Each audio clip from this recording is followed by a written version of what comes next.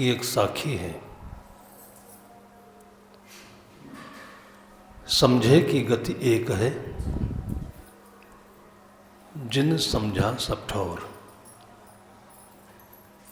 कहें कबीर ये बीच के बल कहीं और की और।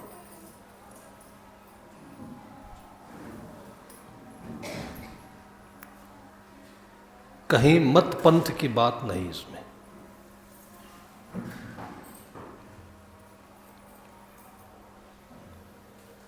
जैसे जीवन के कल्याण में गृहस्थी की कुंठा, रूढ़ परक मान्यताएं घोर बाधा है, वहां से थोड़ा ऊपर उठते हैं तो दूसरी बाधा मत पंथ की है।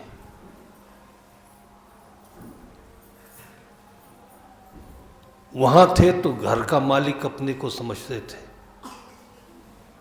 कि घर चलाने का ठेका है हमारी जिंदगी का, और कहीं से दीक्षित हो गए, भक्त हो गए, साधु हो गए तो लगता है कि कबीर पंथ के, राधा स्वामी के, ब्रह्मा कुमारी के मालिक हम ही हैं, ये हमारा ठेका है ये पंथ चलाने का।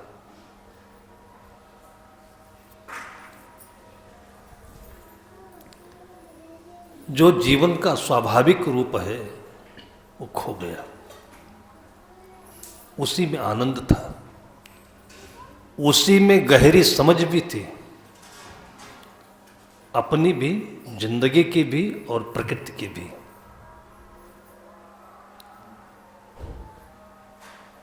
आप देखेंगे कि वैज्ञानिक कोई मत पंथ का अनुयायी नहीं। न्यूटन हुए, जो पढ़ते हैं, कहीं नहीं सुना होगा कि न्यूटन के कोई एक परंपरा चल रही है। उनका अपना ज्ञान था, ज्ञान नहीं कहे उसको, पॉइंट ऑफ व्यू, दृष्टिकोण कहे। उन्होंने सृष्टि को जैसा देखा वैसा कहा। आइंस्टीन का अपना था,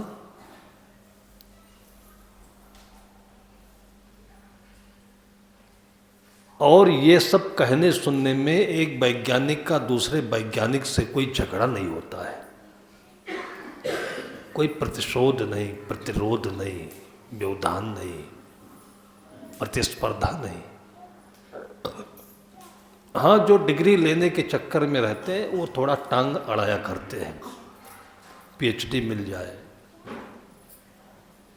और नोबल मिल जाए, लेकिन जो अच्छे वैज्ञानिक थे वो इनसे दूर थे।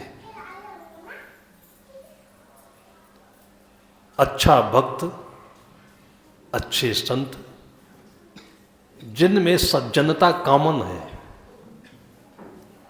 साधुता कॉमन है, बराबर है, सरलता बराबर है, और ये उनमें आता है जिनकी समझ समान हो गई होती है।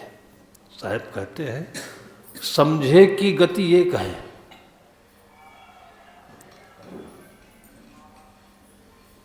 भाई गृहस्थ आदमी लड़े तो लड़ाई है, और साधु लड़े तो साधना है।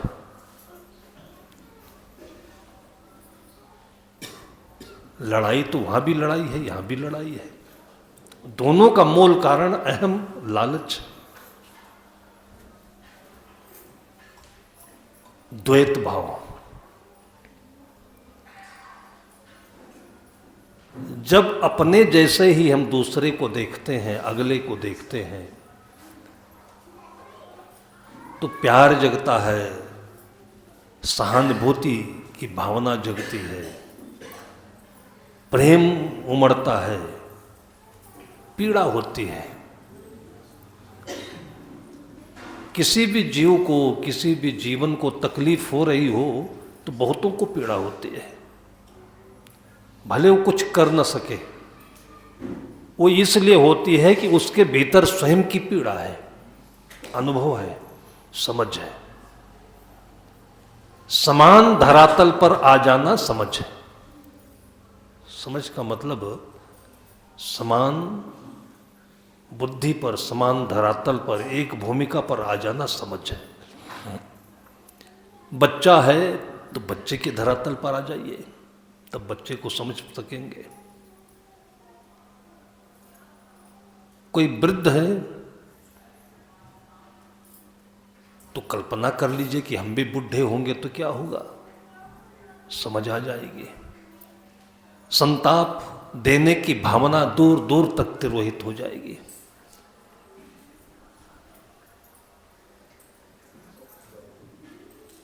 और समझ का तात्पर्य क्या है, इसमें भी बड़ा बवाल है, झंझट है। गृहस्थी तो गृहस्थी में अपना मग्न रहता है, तो समझ तो कहीं दूर दूर तक नहीं है, ऐसा लोग मानते हैं। और जितने साधु हैं ये सब अपने को समझदार मानते हैं। भेष पहना और समझदार हो गए, ये समझ नहीं है। हमको कोई सर्टिफिकेट मिल गया कि मैं समझदार और आप लोगों को समझाऊं, घोर वहम है ये। सम होकर जीना समझदारी है, वही साधु है, सोई संत सुजान। और ये अपने हित के लिए, सुख के लिए, सुकून के लिए, शांति के लिए, पूर्णता के लिए है, अपने लिए है। समझदारी और इसके साथ हम जीवन की जो कुछ भी उपलब्धि कहते हैं, अगर कोई करता है तो अपने लिए है। लेकिन जब अपनी याद नहीं होती है और मन बहिर्मुख होता है,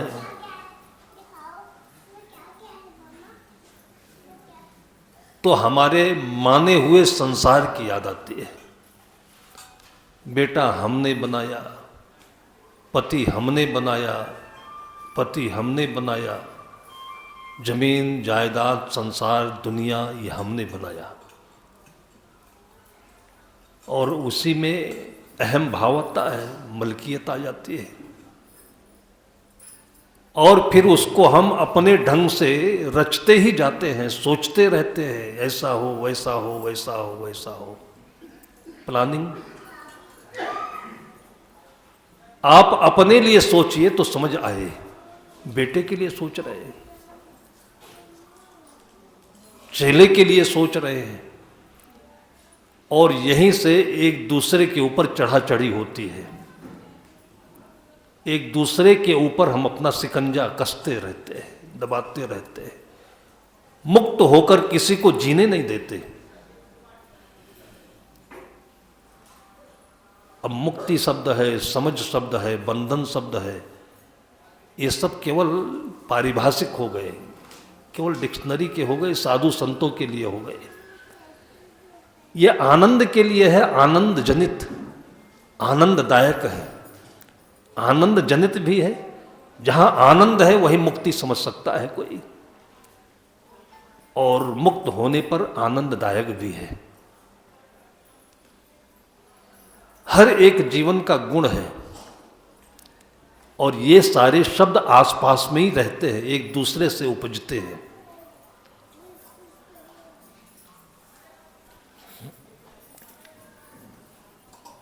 दस 20 लोग इकट्ठा होते हैं। पहले शास्त्रार्थ होता था, शास्त्रों का अर्थ समझने को शास्त्रार्थ कहते थे। अब तो जमाना वो लुप्त प्राय हो गया है। लेटेस्ट अभी 1-2 साल पहले हमको किसी ने शास्त्रार्थ में बुलाया,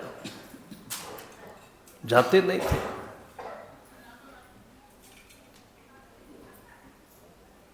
तो एक रिटायर्ड जज थे, उनकी श्रद्धा थी कि आप आएं एक बार देखें। तो लगभग 1.5-2 घंटे तक का कार्यक्रम था। शुरुआत भर केवल दीप प्रज्वलन को लेकर हुई है, बाकी पूरे 1.5 घंटे तक केवल झगड़ा हुआ, झगड़ा हुआ। किसका झगड़ा? बातों का झगड़ा, वाक युद्ध।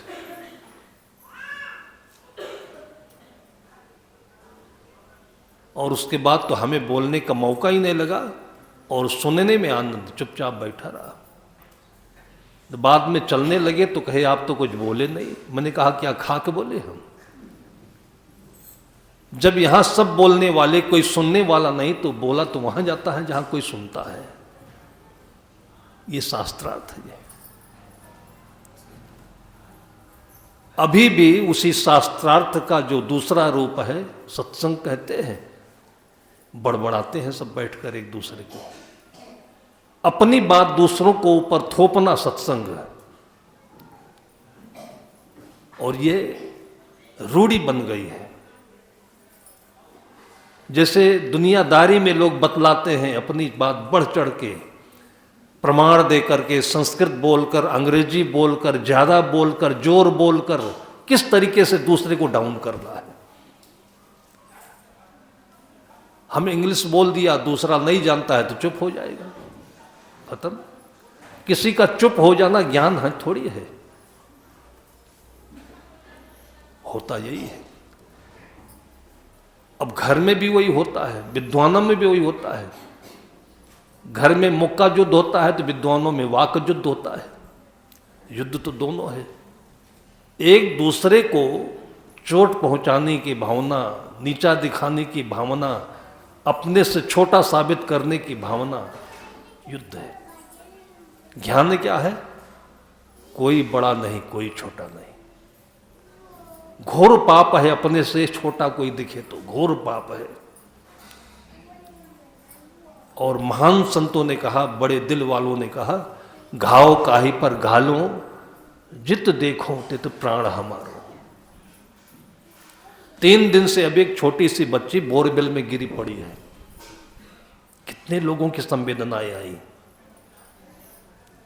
केवल मां को नहीं कि बेटी 3 दिन से भूखी है, अंधेरे में पड़ी हुई है, जिंदा है अभी। ये संवेदना है, ये समान समझ है। और जो भी अंतःकरण से खाली है, निर्मल है, शुद्ध है, वो सबके भीतर में पीड़ा है। हम खाते हैं, दुनिया में कोई खाया कि नहीं खाया, ये ज्ञान है। अपने साथ, अपनी यादों के साथ सबकी याद बनी रहे, ये ज्ञान है। ये ज्ञान होता है कभी। कोई छोटा नहीं, कोई बड़ा नहीं। तो हारेगा कौन और जीतेगा कौन? वास्तव में जिसको हम जय कहते हैं, परंपरा है, हम लोग भी गुरुदेव की जय, सदगुरु कबीर साहब की जय, महावीर की जय नहीं क्या? बुद्ध की जय नहीं क्या? राम की जय नहीं क्या? जय का तात्पर्य होता है जन्म होना। आपने अहेतुक रूप से रास्ते चलते अनजान में किसी के साथ कुछ दिल छूने वाला काम किया तो पूरे जीवन के लिए आपके प्रति उसके हृदय में श्रद्धा का जन्म होता है। ये जय है। और किया कभी ऐसा? इसके लिए तपस्या चाहिए, सहनशीलता चाहिए, धैर्य चाहिए, श्रद्धा चाहिए, इंतजार चाहिए। समझा रहे हैं ऐसा लगता है, जोर जोर बोल रहे हैं, समझाना इससे नहीं कहते। समझ शब्द इतना सुंदर है, समाधि, समझ, इनका मिलता जुलता एक इंग्लिश में इसका अनुवाद आता है अंडरस्टैंडिंग, अंडरस्टैंड होना। वो भी लगभग संस्कृत से मिलता जुलता शब्द है। अंडर का मतलब अंदर, और स्टैंड का मतलब रुक जाना, खड़े हो जाना। अब इसमें बोलना कहाँ है? कोई बोल रहा हो तो अंदर में आप रुक जाइए, और आप रुकेंगे तभी तो किसी की आवाज आपको समझ में आएगी। अपने अंदर में ठहर जाने को समझना कहते हैं।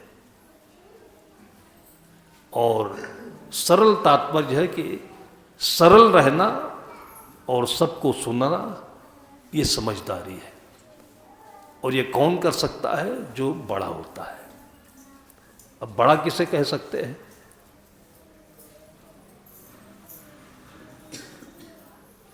हमारे शास्त्र पुराणों में कहा गया है, क्षमा बड़न को चाहिए, छोटन को उत्पात, का रहीम हरि को घट्यो, जो भृग मारी लात। पुराणों में जितनी कहानियां कही गई हैं वो सब हमारे मानसिक द्वंद्व को, युद्ध को समान करने के लिए, मिटाने के लिए कही गई हैं। उसकी सत्यता उसमें नहीं है, उसकी सत्यता हमारे मनोराज्य में है। ब्रह्मा विष्णु की परिभाषा वहां नहीं है जहां उनको हम आज गलत प्रलाप कर रहे हैं। मां ब्रह्मा है, पिता विष्णु है, गुरु शंकर है। मां का गुण ब्रह्मा है। जो कोई भी आम खा करके उस बीज को फेंकता नहीं है, धरती में रख देता है और कल से ही वो बीज अंकुरित होकर के एक सृष्टि का निर्माण करता है, वो ब्रह्मा। आश्रम पर एक उत्तर प्रदेश के नेता है, वैसे पहले बहुत खूंखार थे,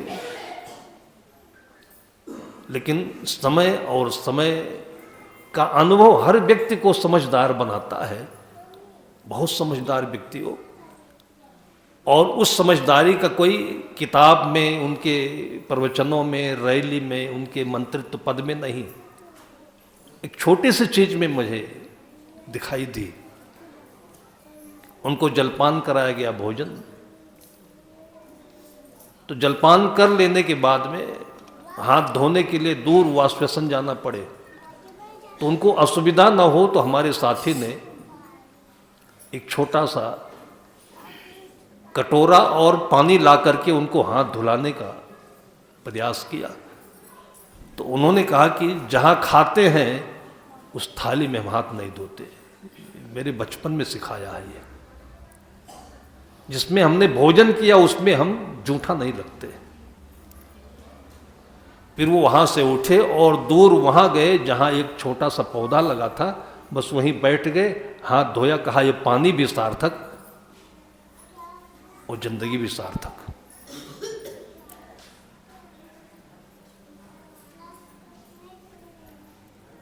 प्रत्येक क्षण हमारे जो कर्म है, हमारी जो क्रियाएं हैं, ये सृष्टि को जीवंत बनाए रखें, सृष्टि के प्रगति में साधक हो, ये समझ है। प्रत्येक क्षण होना चाहिए।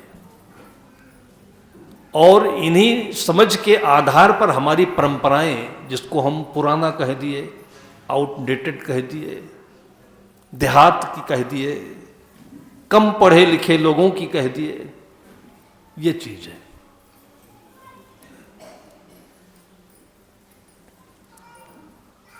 आज तो केवल किताबों की पढ़ाई रह गई, किताबों का बोलना रह गया, जिसको प्रोफेशन कहते हैं। प्रोफेशन। अब हम लोगों को आईडी में अपना प्रोफेशन लिखना बहुत कठिन हो गया है। आप लोग आईटी बनाते हैं तो आप लिख देंगे सर्विस, नौकरी। कोई एग्रीकल्चर लिख देता है, हम क्या लिखें? हम ना नौकरी कर रहे हैं, ना खेती कर रहे हैं, ना प्रोफेसर हैं, तो प्रोफेशन क्या लिखे हम? एक शब्द आता है, निकम्मा। लिखेंगे तो वो आदमी नाराज हो जाएगा। हम सब कुछ करते हैं और कुछ नहीं करते हैं, यही हमारी पहचान है। हम सब कुछ करते हैं और कुछ नहीं करते हैं, क्योंकि जब हमारा कुछ है नहीं, ये जो कुछ भी है, उपनिषदकार कहते हैं, ईशावास्यमिदं सर्वम यत्किंच जगत्याम जगत। ये जो सब कुछ है, ये ईश्वर का है, नियमों का है, अपनी गति का है, ऊर्जा का है। उसी का साकार रूप है और कभी निराकार होता है। तो हमारा क्या है इसमें? तेन त्यक्तेन भुंजी था मां गृधा कस्य धनम। इसमें से हमारा शरीर बना हुआ है, इसका एक भाग है। इसलिए जितनी आवश्यकता हो त्याग पूर्वक इसको आप ले लीजिए, इसके प्रति लालच मत रखिए। ये हमारा नहीं है। अब इसका इम्प्लीमेंट करें तो थोड़ा गड़बड़ भी होगा, दिक्कत भी होगी। जैसे हम दूसरे के घर में घुसने लगे तो गड़बड़ होगा कि नहीं होगा? अभी हम कहीं ये घर हमारा, ये घर हमारा, ये घर हमारा मानकर किसी घर में घुसने लगे तो दिक्कत होगी कि नहीं होगी? जिस घर में रहते हैं वो हमारा, लेकिन यही भावना सबके लिए हो तो इसका इम्प्लीमेंट है, प्रयोग है। इंग्लिश में बहुत अच्छी कहावत हमने पढ़ी, थिंक ग्लोबली एक्ट लोकली। सोचिए व्यापकता में, असीमित रूप से, जिसको कहा गया सर्वे भवन्तु सुखिनः, सभी सुखी हो। एक्ट लोकली, लेकिन काम वो करिए जो आपके आसपास में आपके दायित्वों से, कर्तव्यों से, आपके धर्म से जुड़ा हुआ हो, वो करिए आप।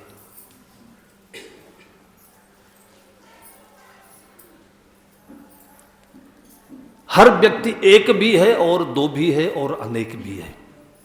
हर व्यक्ति,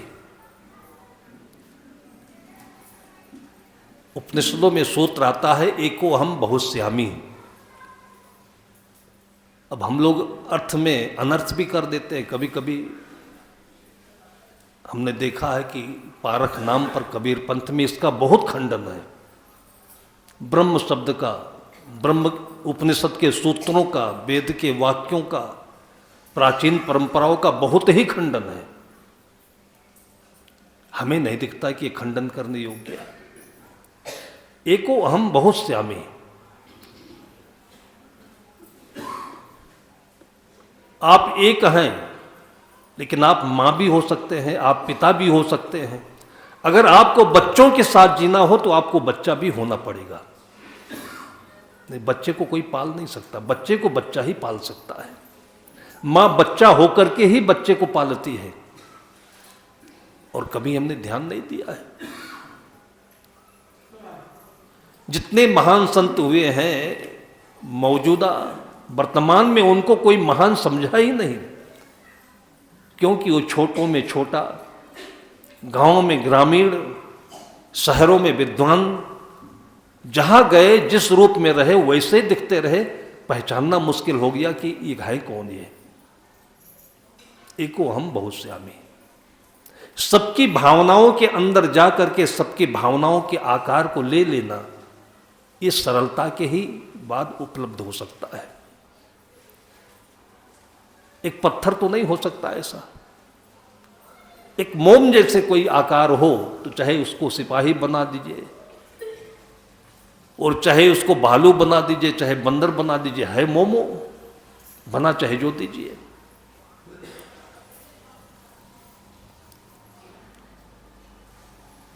सदगुरु कहते हैं समझे की गति एक है। पिता और पुत्र के बीच में जो विषमता पैदा होती है, वो जड़ता के कारण, कठोरता के कारण, आखिर कोई दिन तो पिता पुत्र रहा होगा ना। जब पुत्र रहा होगा तो आज जिस कारण से अपने बेटे के प्रति क्रोध आ रहा है, दोष आ रहा है, तो वो चीज तो उसके समय में भी रही होगी। बस अपने को अतीत में उस अवस्था में पहुंचा देते ही अपने मन से वो दोष तिरोभाव हो जाता है, मन शांत हो जाता है। और बेटे के लिए ही नहीं, किसी दोषी के लिए ऐसा होता है जिसके ऊपर हमें द्वेष हो रहा है, क्रोध आ रहा है, गुस्सा आ रहा है।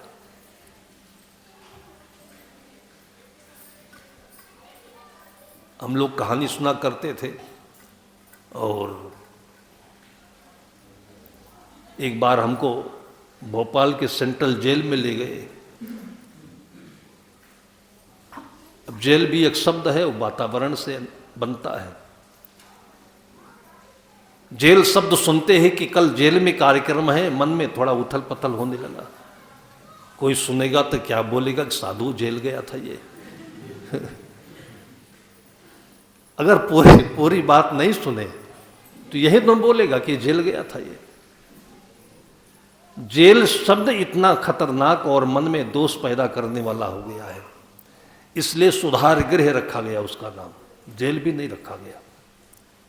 लेकिन पॉपुलर जेल है, पॉपुलर बदमाश है। उस बदमाश के अंदर में भी 90% कोई क्वालिटी हो सकती है, कभी आपने देखा? तो ऐसे ऐसे हमारा मन ऐसी जगहों पर जाकर चिपक गया है कि अब दूसरा वो देख ही नहीं सकता, वो दूसरा सोच ही नहीं सकता, वो तो तकलीफ है। आप लोगों ने देखा कि नहीं देखा, पहले एक तावा आता था बाजा बजाने वाला, अब तो मोबाइल आ गया। इससे पहले कैसेट होते थे, उससे पहले तावा आता था, रख देते थे, उस पर एक कांटा रख देते थे, वो घूमता रहता था, वो टी टी टी टी बजता रहता था। तो रेखा में अगर कहीं कोई गलती हो जाए तो बार बार वो कांटा उसी एक रेखा में घूमता रहता था, तो एक ही आवाज आती, फिर दूसरी नहीं आती थी। ऐसे ही हमारे दिमाग में ये दिमाग जो होता है, एक जगह चिपक जाता है तो फिर दोष दोष दिखाई पड़ता है, उसी के जीवन में फिर कोई गुण दिखता ही नहीं। जब तक अपने इस कमजोरी को हम समझेंगे नहीं, तब तक कभी भी एडजस्टमेंट हो ही नहीं सकता है, किसी में नहीं होगा, न घर में, न परिवार में, न पत्नी, न कंपनी में, कहीं नहीं होगा। ब्रॉड माइंड होना चाहिए, एक विशाल, जिसको आकाश ही कह सकते हैं, ऐसा होना चाहिए। जिसको हम समुद्र कहते हैं, एक इंसान को वैसा होना चाहिए कि इसमें सारे गंदे पानी, नालों के और नदियों का स्वच्छ पानी दोनों आता है, लेकिन सबको अंगीकार करके यह शुद्ध भी कर देता है। आप मास्टर माइंड बनिए, एक मैकेनिक बनिए, अपने को काला करके। जैसे आप गैरेज में जाते होंगे तो बिगड़ी से बिगड़ी गाड़ियों को भी वो देखिए कितने आराम से, जिसको आप छूना पसंद नहीं करते हो, हाथ में कालिख लग जाए तो आप 20 बार शैम्पू से हाथ धोगे, और केवल पैसे के लिए। आप कितना पैसा उसको देते होंगे, 1000, 2000, 10,000 रुपए। 10,000 में जिंदगी कहाँ मिल जाएगी? लेकिन इतनी आत्मीयता के साथ, इतनी खुशी के साथ, इसलिए कि वो धर्म का पालन कर रहा है, उसने उस दायित्व के साथ अपने चित्त को जोड़ दिया है। वो गाड़ी के नीचे घुस जाता है, जमीन में लेट जाता है, कुत्ते ने वही टट्टी भी की हो तो उसको दिखाई नहीं पड़ता है, और आपकी गाड़ी को बना करके, चला करके छोड़ देता है। अब आराम से बैठकर चले आते हो और बाद में उसी कालिक से घृणा करते हो। उस एंगल पर कभी आपका चित्त नहीं गया कि हमारी जैसी आत्मा है ये, जिसको हम कालिक कह रहे हैं। वो जेल के अंदर ले गए, बहुत पसोपेश में।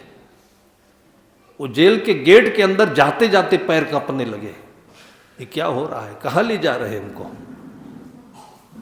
दोनों तरफ सब काली ड्रेस में, जिसको जल्लाद कहते हो, खड़े, बल्लम भाला लिए। लेकिन जब अंदर गए तो वही ऑफिस दिखा जिसमें अफसर बैठते हैं, सुंदर सजा हुआ। उस समय जो उसका जेलर आया था वो किसी भक्त का बेटा रहा होगा। इतनी खूबसूरती से जेल को सजाया उसने, 25-30 वैरायटी के फूल, आज ही कल का समय था। घूम घूम करके बड़ी उसकी भी खुशी हुई कि आज हमें बहुत बरसों के बाद संत मिले हैं। उसको माई बाप मिले जैसे लग गया, और सब जगह जा करके उसके बाद फिर जहाँ रोटियां बनती भोजनालय में ले गया। सभी हमारे जैसे ही सफ़ेद ड्रेस पहने हुए, टोपी लगाया हुआ। हमको पहली बार जेल गया था तो समझने में मुश्किल पड़ रही थी कि जेल है, इसमें कैदी कहाँ है, क्योंकि वो आदमी है, वो सफ़ेद ड्रेस पहने हुए है और मशीन में रोटियां बनाई जा रही थी। जेलर ने कहा कि साहब आप सुनते होंगे कि पैरों से जेल का आटा साना जाता है, आप स्वच्छता देख सकते हैं। और सचमुच में वहाँ जाने के बाद तो इतना स्वादिष्ट भोजन का जो बनाने का तरीका देख करके मुंह में पानी आए। और ऐसे किसी आदमी को जेल हुआ नाम सुनते ही मन में भय पैदा हो जाए। एक अच्छे मन से कोई अगर उसके अंदर जाए तो जेल में भी जेल नहीं होता है। हम आप जैसे लोग होते हैं, कपड़ा होता है, खाना होता है, करना हो, भाई इतना तो अंतर है। लेकिन एक भावना में हम लोग इतने चिपक गए हैं, इसी को गृहस्थी कहते हैं। जो हमारा दायरा है, हमारी सीमा है, उसी को गृहस्थी। उसको तोड़ देने का मतलब ब्रॉड माइंड हो गया। सर्वे भवन सुखिना, ये पूरा आकाश हमारा है, भावनाओं से जुड़ जाए, जहां रहे उसको आत्मोत व्यवहार दे, उसकी आवश्यकता समझे, पीड़ा समझे, व्यवहार करे। फिर हम शरीर से एक इकाई हैं, तो रहेंगे तो एक ही जगह पर। फिर पूरे जेल परिसर को देख करके, घूम करके, फिर ऐसे बड़ा हाल था, बहुत सुंदर सुंदर चित्र उकेरे गए थे। तो वो जो वहाँ के सुपरिंटेंडेंट थे, वो सब बता रहे थे कि महाराज ये सब इन्हीं कैदियों का बनाया हुआ है, ये उन्हीं की रचना है। बहुत सुंदर भजन हुआ, जैसे अभी संगीत के साथ बैठे हुए हैं सभी। अब जब मुझे कहने की बारी आई तो मैंने कहा कि कहूं क्या। यहां पर अधिकारी भी बैठे हुए हैं जो अपने को निर्दोष कहते हैं, यहां पर कैदी भी बैठे हुए हैं जो सजा आपता भी हैं, जेल के अंदर में है। तब मुझे बचपन की पढ़ी कहानी याद आई। किसी के प्रति भी अपने मन में द्वेष भावना, दोष भावना ना आए, ये समझ है। साहब कहते समझे की गति एक है। आप उस प्रदेश में चले जाइए श्रद्धा के पंख लगा करके, कि किसी भी व्यक्ति में, बच्चे में, महिला में, बूढ़े में, इंसान में आपको दोष के लिए नहीं, उसके गुणों के लिए जगह हो, तलाश हो, खोज हो, दृष्टि हो। वो कहानी आप लोगों के सामने रखता हूं। किसी राज्य में चोरी हुई और वो चोर पकड़े गए, और उन दोनों चोरों को फांसी की सजा हुई। फांसी का दिन आया, एक तो चढ़ गया फांसी पर, दूसरा फांसी पर चढ़ने से पहले सोचा कि जिंदगी है, जिंदगी में बहुत कुछ होना बाकी है अभी। उसने उस जल्लाद से कहा कि आपको मैं एक बहुत गुप्त बात बताना चाहता हूं, और फांसी तो पक्का है, निश्चित है हमारी होगी, लेकिन मेरे पास एक ऐसी विद्या है जो संसार में कोई जानता नहीं है। तो मैं चाहता हूं कि यह विद्या मेरे साथ मर न जाए, गुप्त न हो जाए, लुप्त न हो जाए। तो आप राजा को ये समाचार दीजिए या आप समझ लीजिए, तब फिर मुझे अब फांसी पर चढ़ाइए। उसने कहा क्या विद्या है? कहा मैं सोने की खेती करना जानता हूं। जल्लाद कहा कि मैं ये 4th क्लास का आदमी, मैं सोने की खेती नहीं समझ पाऊंगा, तो ऐसे आदमी को तो राजा से ही मिलाना चाहिए। अब देखिए ऐसा मोटिवेशन उसका कि दिमाग को उसने कैप्चर कर लिया, और इसी को जिंदगी कहते हैं। किसी के मन के भावों में छा जाना जिंदगी है, ये जिंदगी की परिभाषा है। अगर सचमुच में आप जीवन हैं तो आप ऐसा मरीज के मनों में छा जाइए, उसको रोग भूल ही जाए, और देखिए फिर धीरे धीरे वो स्वस्थ होने लगता है। उसी को डॉक्टर कहते हैं। डॉक्टर केवल शरीर तक सीमित रहता है, लेकिन जो पूरे जीवन में फैल जाए उसको संत कहते हैं, भगवंत कहते हैं, और उसी को माँ कहते हैं, उसी को पिता कहते हैं, उसी को ब्रह्मा विष्णु महेश कहते हैं। उस कैदी ने, सजा याफ्ता कैदी ने कहा कि अब फांसी का समय निकट आ रहा है, थोड़ा आप शीघ्रता करिए। तो राजा के पास बात पहुंची। राजा भी चकित हुआ कि इतनी बड़ी विद्या है किसी के पास, तो निश्चित है फांसी कैंसिल करो उसकी। फांसी कैंसिल हो गई। कहते हैं वैसे भी समय बीत जाए तो फांसी टल जाती है। अब राजा के पास ले जाया गया। राजा ने सुनी सब बात उसकी। अब चूंकि सोने की खेती थी तो बाहर तो होती नहीं, अंतःपुर में उसके लिए थोड़ी जगह दी गई, जगह बनाया उसने, मिट्टी तैयार की, सोने के बीज बनवा दिए सरसों के दाने जैसे। जब बोने का समय आया तो उसने कहा राजा से कि सरकार इसे वही बो सकता है जिसने जिंदगी में कभी चोरी नहीं की हो। अब चूंकि आप हमारे जहां पनाह है, सरकार है, सर्वोच्च पद पर प्रतिष्ठित हैं, आप बो दें इसे, लेकिन शर्त यह है कि अगर चोरी की होगी तो ये बीज जगेगा नहीं, जमेगा नहीं है। अब इतना बोलते ही उनकी सिट्टी पिट्टी हिलने लगी, हवा आने लगी।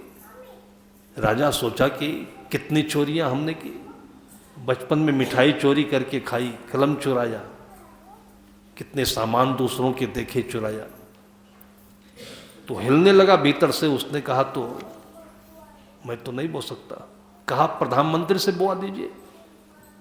प्रधानमंत्री को बुलाया गया। जब शर्त लगा दी गई कि जमेगा नहीं बीज, तो प्रधानमंत्री कहा पक्का नहीं जमेगा, हम तो चोर ही हैं। ऐसे करते करते बारी बारी मंत्रिमंडल के सभी लोगों को उसने चोर साबित कर दिया। और जब सभी हाथ खड़े कर दिए तब उसने कहा कि ये बताइए सरकार, जब इसमें सभी चोर हैं तो फांसी केवल हमारी अकेले की होनी चाहिए। इतनी हंसी और इतना ठहाका लगा उस भरी सभा में कि राजा ने कहा कि यह जिंदगी का चमत्कार है, ये मारने योग्य नहीं है, ये मरे हुओं को जिला सकता है तो जीने योग्य प्राणी है ये। आज हमें अपने को जीने में मुश्किल है, ना हमारे नाम वारंट है, ना कोई कर्जा है, ना किसी ने गले में बांध रखा है।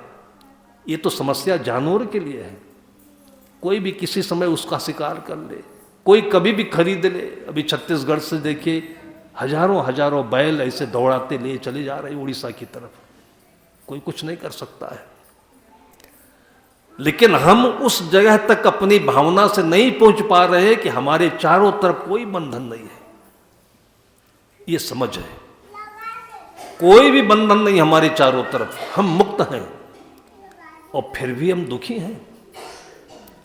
और इतना सोचते ही देखिए जैसे एक सेकंड में ये बादल आकाश से गायब हो जाते हैं, ऐसे ही बंधन से आदमी मुक्ति में आ जाता है। एक एहसास है, एक अनुभव है ये, और इसका हर क्षण अनुभव होता रहे वो महान है।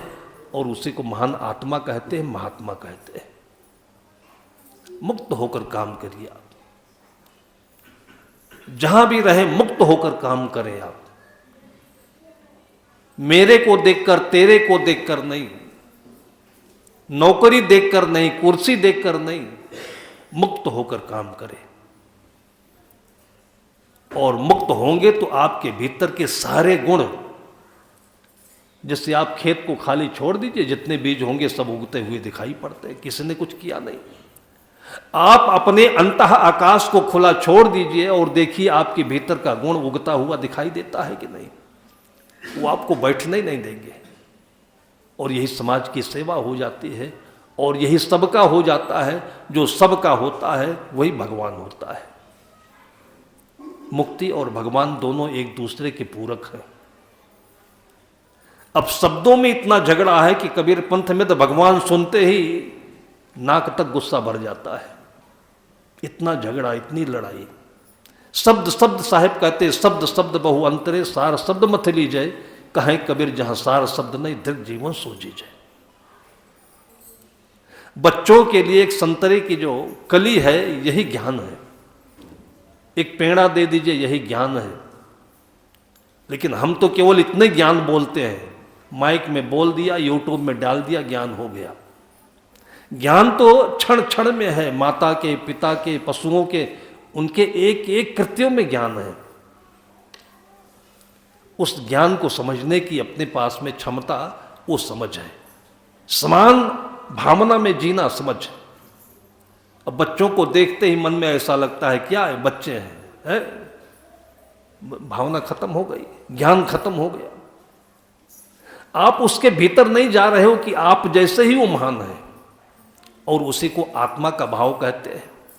इसलिए आत्मा की कोई उपमा नहीं होती है। आत्मा केवल आसमान होता है जो सबके अंदर में छाया हुआ है, सबका एक सरीखा है। कहीं किसी के घर में, यहीं छत्तीसगढ़ में हम लोगों की चलने की तैयारी हुई, जो चलते समय फिर एक बार आरती पूजा होती है। आंगन में बैठे, आरती हो गई, प्रसाद एक कटोरी में, घर का ही बनाया हुआ पेड़ा दूध का, तो कोई 10-12 लोग रहे होंगे, सबको एक एक पेड़ा दे दिया। घर का छोटा सा बच्चा था, 2-3 साल का रहा होगा, उसको 2 पेड़ा बचा था, दोनों दे दिया, प्रसाद खत्म हो गया। हालांकि माँ कहती थी कि कुछ भी बांटना चाहिए तो थोड़ा रख के बांटना चाहिए।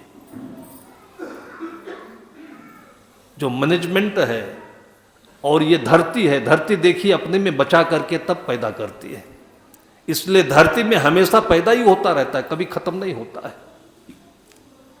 लेकिन धरती अपने लिए नहीं बचाती, बाहर देते रहने के लिए उगलती रहती है, बचाती रहती है। सब बांट दिया, तभी तक एक वृद्ध व्यक्ति आया, उसकी उंगली पकड़े हुए उसका पोता रहा होगा, 2 साल का, वो भी आ गया। तब मेरे मन में चूक सी लगे कि थोड़ा सा बचाया होता, इस बच्चे के हाथ में होना चाहिए। जितने लोग प्रसाद लिए, अभी खाए नहीं, सब हाथ में लिए हुए हैं। ये जो वृद्ध व्यक्ति है, ये तो अपने को मान लेगा, मना लेगा, लेकिन छोटा बच्चा कैसे अपने को मनाए? सबके हाथ में पेड़ा देख रहा है। अब मन ही मन में सोच रहा था कि इसी में से कोई व्यक्ति अपना पेड़ा इस बच्चे को दे देता। मैं तो सोचता रह गया। इसी बीच में जिसको मैंने 2 पेड़ा दिया था, वो बच्चा और वो बच्चा, दोनों की आंखें मिली, उठकर उसके पास तक पहुंचा और पेड़ा निकाल करके दिया नहीं, उसके मुंह में लगा दिया। दोनों की आंखें हंस गई और समझ पैदा हो गई। इसको साहब कहते हैं कि समझे की गति एक है, जिन समझा सब ठौर, कहें कबीर ये बीच के बल कहीं और के और। शब्दों को लेकर हम उलझ रहे हैं। परिवार में भी, समाज में भी, सर्विस में भी, देश में भी सार्वजनिक भाषा एक है तो ये है कि आपके भीतर में आप किसी प्रकार की ग्रंथि से मुक्त हों तो आपके भीतर में जो स्वास्थ्य है वो खुल करके हंसेगा। जैसे हमारे शरीर में छोटी छोटी गांठें होती हैं, वो दर्द देती है, फिर उसका पस बनता है, फिर फूटता है। और ऐसा क्यों होता है? क्योंकि हम नाजायज खाते हैं, जरूरत से अधिक खाते हैं। तो जो अन्न के कण होते हैं पच नहीं पाते, मेटाबॉलिज्म हमारा कमजोर होता है, वो पच नहीं पाते हैं तो ब्लड में हमारे गांठ बनते हैं और वहीं से वो ऊपर आकर के फोड़ा बनता है, फूटता है, फिर बह जाता है, फिर वही खाना आता है, फिर फोड़ा बनता है। फिर वैद्य लोग बताते हैं कि नीम की पत्ती पियो, पानी अधिक पियो, फिर वो सफाई हो जाएगी, खून साफ हो जाएगा, तब नहीं होगा। लेकिन मूल यही है कि नाजायज खाते हैं, पचा नहीं पाते इसलिए। ऐसे ही जो कुछ हमारा है भी नहीं, फिर भी अपने मन में गांठ बनाए बैठे हुए हैं, हमारा नहीं है। एक महात्मा जी थे जटा वाले, बड़ी भारी जटा थी उनकी। विवेक साधना ही होगी कि छोटे बाल संभाल नहीं मिलते हैं, लंबी इतनी जटा उसको संभाल करके रखा महात्मा ने, उसकी साफ सफाई, उसका रख रखाव। गांव में भोजन कर लेते थे और बगीचे में जाकर बैठते थे, तपस्वी लगते थे। अंतर क्रिया उनकी जो थी वो गोह्य थे, गोपनीय थी। लेकिन महात्मा वो होता है जिसका अंतर नहीं होता है, जिसका बाहर और अंतर एक हो जाता है, खुल जाता है, उसका अंतर नहीं रह जाता है, वो महात्मा है। ये अंतर थोड़ा सा दिखता है जो कपड़ा पहने हुए है, हालांकि ये लोगों के परिवेश में है, नहीं तो महात्मा कपड़ा नहीं पहनता है। किसका कपड़ा? मन का कपड़ा। जिसको अंतर और बाहर देखने में कुछ भी नहीं अंतर आए, उसको महात्मा कहते हैं। और ये मन का है कि जो अंदर है वही बाहर है, जो बाहर है वही अंतर है। और ऐसा ही माँ को होता है, ऐसा ही पिता को होता है। अपने बेटों से ये कुछ भी नहीं छिपाते हैं। और जो बेटे अपनी माँ के साथ, पिता के साथ ऐसे जीते हैं, जीवन में उसको कोई मार नहीं सकता है, ऐसा महाभारत में कहा गया है। जब अंतिम महाभारत का युद्ध होना था तो दुर्योधन अपनी माँ के पास गया और माँ को यह वरदान मिला हुआ था कि जिस दिन आंखों की पट्टी खोलेगी और जिस पर वो निगाह पहुंचेगी उसका पूरा शरीर वज्र का हो जाएगा। ये माँ की तपस्या है। कल परसों मैंने बताया था कि पिता गाली दे दे तो दुनिया उस बच्चे को कभी उंगली नहीं उठाएगी। इसलिए पिता की गाली को, माँ की फटकार को, सासू के डांट को अमृत समझना चाहिए। ये भाग्यशाली बच्चे हैं, बहुएं हैं जिनको मिल जाए। हम लोगों को कभी साहब डांटे नहीं, हम लोग तरसते रह गए। बाद में सोचे कि कुछ बिगड़ता था तो साहब हंस देते थे, डांटते नहीं थे, हंस देते थे। लेकिन वो बहुत बाद में समझ में आया।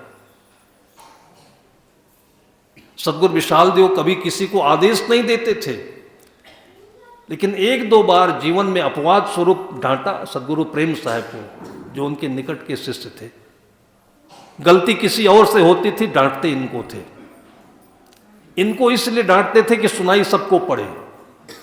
सबको डांटते तो कोई सहने की क्षमता हो कि नहीं हो, क्या समझ ले, दूसरी बात। ये समझते थे इसलिए इनको डांटते थे।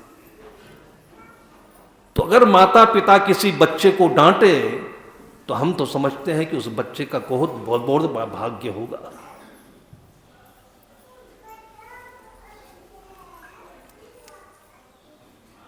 साहब कहते शब्द शब्द बहु अंतरे, सार शब्द मत लीजिए। कहें कबीर जहां सार शब्द नहीं, दृढ़ जीवन सो जीजिए। गांधारी ने कहा कि बेटा मेरी गोद में तुम ऐसे आ जाना जैसे बचपन में आते थे। लेकिन बीच में भगवान श्री कृष्ण ने बाजी मार दी। अब इसका अर्थ हम नहीं समझ पाते तो कहते कि भगवान कपटी था। यह अर्थ नहीं होता इसका।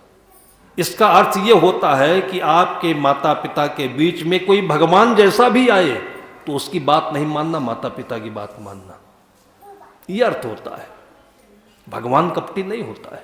श्री कृष्ण का दोष नहीं, श्री कृष्ण तो एक उसके नायक हैं कि श्री कृष्ण जैसा भी कोई आए, क्योंकि माँ उसे कहते हैं जो कभी बच्चे का अहित नहीं चाहती है, उससे क्या बात छिपाना। और ऐसे आना जैसे बचपन में आते थे तो उसका अर्थ यही होता है बिना किसी छल कपट के आना। और कहावत भी है, सदगुरु प्रेम साहब ने भवयान टीका में कहा है कि गुर से कपट, मित्र से चोरी, की हुए निर्धन, की हुए कोरी। और देख ले समझ ले तो बहुत मैं सोचता हूँ, विचार करता हूँ। हम लोगों के पास तो इम्प्लीमेंट करने के लिए रात दिन यही वातावरण ही रहता है। किसी ने पैसा दिया, नए नए नोट दे दिया, किसी ने माला दे दिया, किसी ने सोना दिया, किसी ने चांदी दी। अब हम सोचते हैं कि इसमें हम करें क्या करें इसका हम। हमारे पास सिनेमा देखने की कोई आदत नहीं है, हमारा कोई घर नहीं संसार में, हमारा कोई अपना नहीं संसार में। जो है उन्होंने ही दिया है, तो हम करें क्या इसका। हम इसको खोल देते हैं, संसार में फैल जाता है। ये बहुत विचार करते हैं कि इसको हम चुराएं भी तो कहां चुरा के रखें, किससे चुरा के रखें। किसी एक वैष्णव पंथ के पुजारी थे महात्मा जी, उन्होंने अपना आश्रम हैंडओवर कर दिया ट्रस्ट के लिए। एकदम छत बिछत पड़ा हुआ था, लोग अतिक्रमण किए जा रहे थे। 200 वर्ष पुराना आश्रम था। तो कुछ उसी में रिनोवेशन चल रहा था, हमारे साथी लोग करा रहे थे। जहां पर 50 वर्ष तक मेले भंडारे होते रहे और भंडारा होते होते सब जंगल हो गया। किसी को नहीं पता था कि यहां पर कुछ रखा हुआ है खजाना। फिर रिनोवेशन के समय में कुछ खोदने लगे वहां पर, और खोदते खोदते थोड़ा सा और नीचे गए तो वहीं पर एक बढ़िया अच्छी से हंडी मिली और उसके अंदर में चांदी के, ऐसा लगता था कि आज ही रखा गया है, और सन 1900 के आसपास की वो चीज थी। अब निश्चित है कि जो वहाँ महात्मा रहे होंगे वो प्रतिभाशाली थे, त्यागी थे, वैराग्यवान थे, किसी ने दिया होगा। जब उन्होंने किसी को पात्र नहीं देखा तो धरती को पात्र समझा, इसी में रख दिया। इसलिए पहले के लोग, होता भी नहीं था कि कोई बैंक में लॉकर हो जाए, लॉकर में भी कहाँ सुरक्षित रहेगा। ले गए लखनऊ में 40-50 लॉकर ले गए तोड़ करके लोग। कहने का मतलब यह है कि जब महात्मा जी ने उसको किसी को पात्र नहीं समझा तो धरती माँ को समर्पित कर दिया। अब जैसे मिला तो हम उसे क्या करें, साथी पाए वो लाकर हमारे सामने रख दिए, तो हम क्या करें उसका, हमने भी बांटा, लेकिन हम जानते हैं कि जिसको बांटा वो क्या करेगा, वो खाएगा क्या उसको। और ऐसे ही ये दुनिया की दौलत इधर से उधर, उधर से उधर, उधर से उधर चलती रहेगी, आप इसमें भटकिएगा नहीं। चोरी की कहीं गुंजाइश नहीं इसमें। और सबसे बड़ा चोर तो समझो धरती है, चोर नहीं है, माँ है, जो सारी चीजों को अपने में लेकर और सुरक्षित रखती है। इसलिए माँ को चोर नहीं कहते, खजाना कहते हैं धरती को। और ये धरती माँ हो जाती है। जब आपको जरूरत होगी, आम की जरूरत होगी, तो आप प्रतीक्षा करिए, अभी जेठ बैसाख में आम आ जाएगा। हर परिस्थिति में वातावरण को लेकर के आवश्यकता अनुसार यह धरती आपको देती रहती है। इसके प्रति इसीलिए इतनी श्रद्धा लोगों की बनी रहे, तब भूमि पूजन किया जाता है। ये भारतीय परंपरा में ही ये अध्ययन, ये आपको दुनिया के किसी और दूसरे कल्चर में नहीं मिलेगा। ये समझ लेने से समझ इतनी आसान हो जाती है कि लालच तिरोहित हो जाता है। ये किसी के बड़बड़ाने से, किताब में पढ़ने से लालच नहीं जाता है। अपनी समझ शक्ति से धीरे धीरे चलते चलते सोचिए, सोचिए, सोचिए, सोचिए, फिर लगेगा कि आपका कुछ नहीं है, आप केवल अभिभावक हैं, माँ जैसे, धरती जैसे, पेड़ पौधे जैसे।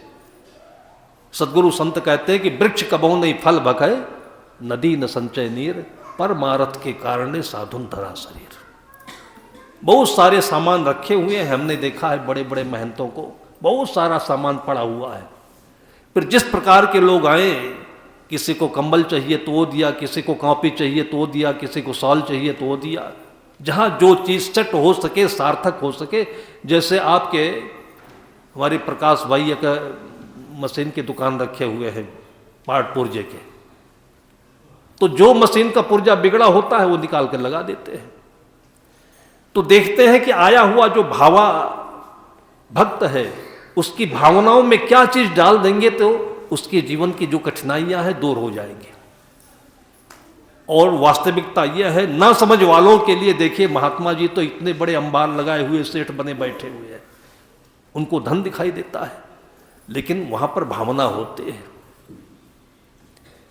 महात्मा जी पेड़ के नीचे बैठते थे, संजोग से जिस पेड़ के नीचे बैठे, उस पेड़ पर चढ़ करके गांव में पति पत्नी में किसी का झगड़ा हुआ था, तो पत्नी ने कुछ दुत्कार दी, डांट लगा दी होगी, तो पति नाराज होकर के गुस्से में न खा करके न पी करके वो जाकर उसी पेड़ के ऊपर चढ़ के बैठा हुआ था। पता नहीं 1 दिन से 2 दिन से कब से बैठा रहा होगा। उसी के नीचे वो महात्मा जी बैठे, बाहर से भोजन कराते थे, गांव से आकर उसे बैठते थे। और करते क्या थे वो कि जब अंधेरा हो जाए, शाम हो जाए या सवेरे मुहंदेर हो, तो अपनी जटा खोल करके उस जटा में 99 सोने की असरफियां रखी होती थी, उसको गिनते थे। अब उनका जो पूरा जीवन का महात्म्य था उसी 99 असरफियों में रखा हुआ था। अब ये क्या है, लोगों की धारणाएं हैं कि सोना बहुत अच्छा होता है, कीमती होता है, बस इतने में हमारा मन बस गया। और आगे सोचे होते कि सरदर्द में ये सोना काम आएगा, कि पेट की भूख में काम आएगा, कि किस में काम आएगा। बहुत ज्यादा काम आएगा, भाई घर बना लो, घर भी दूसरे काम आएगा, अपने कौन काम आएगा। जामनगर में इतना बड़ा आश्रम बना हुआ है अपने सदगुरु कबीर साहब की परंपरा के अनुसार। अभी 2-4 वर्षों से वहां कोई महंत भी नहीं है। साधु तो छोड़ दीजिए, महंत भी नहीं है, कोई रुकना नहीं चाहता है। क्योंकि रोटी चाहिए वो सब जगह है, पानी चाहिए वो सब जगह है, ये बिल्डिंग खाएंगे क्या? इसके बाद आज़ादी चाहिए।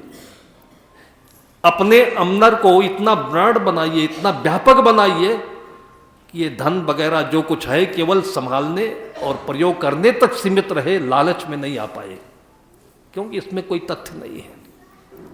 कम से कम एक बार अपने जिंदगी का स्वाद तो ले लीजिए। आप सोने का स्वाद ले रहे हो, मोबाइल का ले रहे हो, साड़ी का ले रहे हो, शॉल का ले रहे हो, और कुछ का ले रहे हो, जिंदगी का स्वाद कब मिला आपको? जिंदगी का स्वाद इन सब चीजों से ऊपर है और महान स्वादिष्ट है। अब महात्मा जी 99 गिने, ऊपर से भगवान देख रहे थे, कहते ऊपर वाला तो सब देखता ही है, इसी प्रकार से कोई न कोई ऊपर वाला जान जाता है। अब वो देखा तो उसको खलबली मच गई, क्योंकि वो सोना, और सोना उसके दिमाग को भी कैप्चर कर रखा है। महात्मा जी कहीं दूर टहलने गए होंगे शौचालय के लिए, तब से वो धीरे से उतरा, वो घर गया। औरत भी बोली कि अभी तो कल ये झगड़ा करके गुस्सा के गया हुआ था, फिर चला आया ये। उसने कहा चुप, मैं एक बहुत बड़ा मंत्र लेकर के आया हूं। फिर जब अपनी पत्नी को बताया तो इतनी जल्दी झगड़ा मिट गया दोनों का कि फटाफट पत्नी ने फिर उसके खाने के लिए सेवैयां भी बना दी, लड्डू भी बना दिए, खीर भी बना दी, और उसके बाद दोनों राजी हो गए। ये माया सबको अच्छे से जोड़ती भी है तो अच्छे से तोड़ती भी है। इसलिए सतगुरु कबीर साहब ने कहा, माया महा ठगनी हम जाने, ई माया है चोहड़ी और चोहड़ों की जोए, बाप पूत अरझाए के संग न काहू होए। जब ये आने लगती है तो सबको जोड़ती है, बाप पोत भाई देवरानी जेठानी, क्योंकि आ रहा है। और थोड़े दिन के बाद देखिए जब बंटवारा होने लगता है तो सबको तोड़ने लगती है, तब झगड़ा होता है। इसी के लिए तो झगड़ा होता है। ऐसा कहीं नहीं देखा गया, राजे महाराजाओं से लेकर के कहीं नहीं देखा गया। ऐसे देखिए पार्टियां हैं, दो पार्टियां लड़ती हैं, पहले पार्टी प्रधानमंत्री बनने के लिए, पार्टी को जिताने के लिए। जब पार्टी जीत जाती है तो फिर प्रधानमंत्री बनने के लिए झगड़ा शुरू हो जाता है, प्रधानमंत्री बन जाता है तो फिर मंत्री बनने के लिए झगड़ा शुरू हो जाता है, और पार्टी सब एक ही है। जब तक नहीं मिला होता है तब तक सब एक होते हैं, मिल जाता है तो देखिए सब झगड़ने लगते हैं। ये नेचर है, ये मनुष्य की प्रकृति है। आप कभी मत सोचिएगा कि आप कमाओगे तो बच्चे सुखी रहेंगे। ये 2 बच्चे हैं, 4 बच्चे हैं तो झगड़ेंगे। हमारे गुरुदेव जी को आज के लगभग 35-40 वर्ष पहले किसी ने 10,000 की गड्डी चढ़ाई।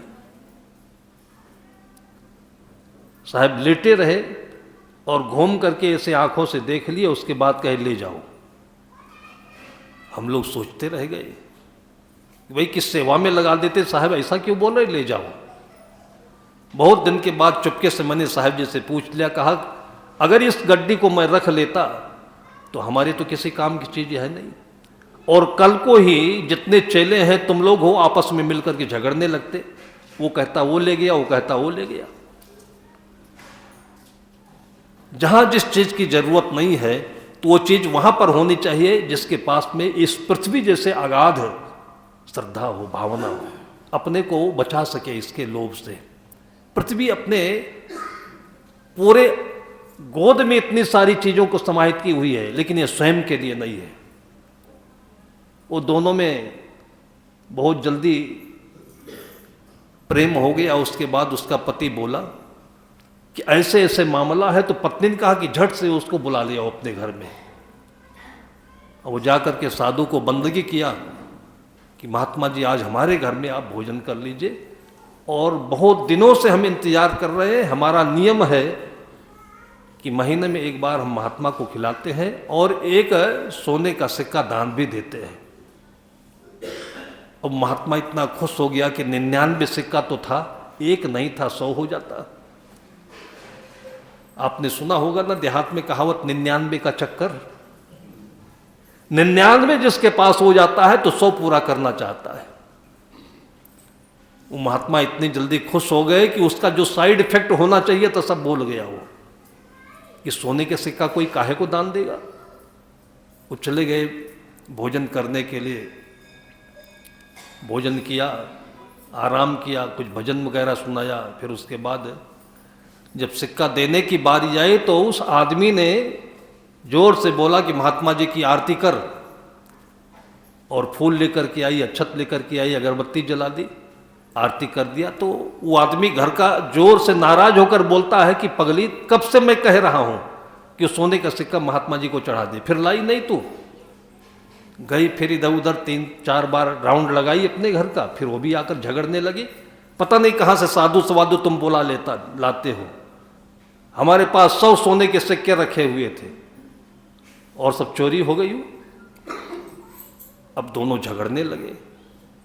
आदमी ने कहा कि घर में कोई आया नहीं, तेरे सोने का सिक्का कौन चुरा ले जाएगा? कहा आया क्यों नहीं, कल से लाकर के साधु को बैठा रखे हो, आया नहीं कोई यहां पर? वो आदमी भी चुपचाप बैठा सुन रहा। उसके बाद धीरे से बोला कि स्वामी जी, आप तो महान हैं, आप तो सच्चे हैं, आप तो भगवान हैं, सांचे को आंच कहां? तो ऐसा करिए कि आप झारा दे दीजिए, आप तलाशी दे दीजिए, क्या दिक्कत है आपको? ये पगली है, बड़बड़ाएगी ऐसे, तो आप तलाशी दे दीजिए, आपने तो लिया नहीं होगा। अब वो महात्मा जी के अंदर में वो 99 सोने के सिक्के, वो उछल कूद मचाया कि सबकी तलाशी तो दे सकते थे, लेकिन जो जटा थी उसको कैसे खोले, क्योंकि वो सोने का सिक्का उसी में रखा हुआ है। आखिर में कोई भी उनकी तरकीब काम में नहीं आई। बाद में उस पत्नी ने कहा कि तुम नहीं जानते हो, महात्मा जी की जटा में बहुत धन रखा होता है, इनकी जटा खोले नहीं। अब जैसे जटा खोली तैसे 99 सोने के सिक्के खरखरा कर सब गिर गए। और तुरंत पत्नी ने कहा कि देखिए, मैं आपसे कह रही थी कि तुम बुला करके लाते हो साधु सवादु को, और इसमें पता नहीं कैसे अरे गहरे लोग होते हैं। तब उसने हाथ जोड़ करके कहा, नहीं, महात्माओं का अपमान नहीं करना चाहिए। अरे तेरे सोने का सिक्का तो मिल ही गया ना, उठा के रख ले, और ठीक है उसी में से निकाल करके एक सोने का सिक्का इनको दान कर दे और इनकी विदाई कर दे। 99 से उनको 100 पर जाना था, तो बेचारे एक सिक्का लेकर चले आए। इसको 99 का चक्कर कहते हैं। सारा संसार इसी में, इसी जटा में, जटा मतलब मानसिक ग्रंथि, मन में ये है वो है वो है। मन में तो कुछ रखा नहीं जाता है, रखा तो घर में जाता है, लेकिन दिमाग को तकलीफ देता है। कभी कभी हम लोग भी इसी लोगों की श्रद्धा के चक्कर में फंस जाते हैं। हमें लिखने का बहुत शौक, राइटिंग बचपन से अच्छी बनती थी, तो उसके साथ साथ कलम का भी शौक। लेकिन अब कलम क्या चीज़ है, 2 रुपए की भी मिलती है, और वही फिर आगे बढ़ाते जाइए। चाहे जितनी महंगी कलम हो, लेकिन राइटिंग तो हाथ से लिखी जाती, कलम से थोड़ी लिखी जाती है। लेकिन समझ अगर हाथ में हो तो कलम बढ़िया है, कलम में हो तो फिर घटिया है। काठमांडू में एक बार ऐसे हम लिख रहे थे, अमेरिका से एक बहन आई हुई थी, हमारी राइटिंग अच्छी देख करके, बहुत महंगा पेन था वो, और उसने हमको दिया कि साहब आप अच्छी राइटिंग लिखते हैं, कलम रखिए, लिखिएगा। अब चमकने वाली कलम, फिर मैंने उससे कीमत भी पूछ ली, तो कीमत हमारे दिमाग में ऐसे गड़ गई कि 2-4 दिन के बाद बार बार मन में यही हुआ कि अगर मैं इससे लिखूंगा, कोई देखेगा तो चुरा ले जाएगा। आज तक मैंने इतना लिखा, कभी मन में किसी प्रकार से कोई टेंशन नहीं, लेकिन जब से उसकी कीमत का पता चला, तो लिखते समय राइटिंग बिगड़ जाए। बिगड़ क्यों जाए? दिमाग में फ्रिक्शन पैदा हो जाता था। फिर आखिर में ले जा करके मैं उसको रख नहीं पाया, आश्रम में रख दिया। 2-3-4 साल तक पड़ा रहा। आश्रम में भले कलम पड़ा हो, लेकिन दिमाग में तो चुभती रहे कि कलम रखा है तो काहे के लिए रखा है, लिखने के लिए तो होता है। न लिखा जाए तो कलम का मतलब क्या है? फिर निकाल करके लाया, फिर वही दिमाग में फायदा हो गया, भय पैदा हो गया कि कोई चुरा ले जाएगा। 2 बार 3 बार निकाला और रखा। एक बार मन को मजबूत करके कि अब मैं कुछ भी हो लेकिन लिखूंगा इसी से, और 2 दिन भी नहीं लिख पाया। तीसरे दिन पता नहीं कहां से चला गया वो कलम, तब जाकर के दिमाग का टेंशन उतरा। ये इतना बड़ा सिरदर्द है संसार का ये। इसलिए अपने सहज स्वरूप में आए। समझदारी जो सब में लागू होती है, वो अपने को जीवन में सबसे बड़ी दौलत, जिससे कि सुख भी मिलता है, समृद्धि भी मिलती है और जीवन का आनंद मिलता है, जीवन का सार मिलता है। साहब कहते हैं कि समझे की गति एक है। जहाँ भी रहे अपने मन को खुला रख कर के सबके साथ उदारता पूर्वक व्यवहार करे, इसी को सच्चा धर्म कहते हैं। वही संत है, वही सज्जन है और यही जीवन की मुक्ति है।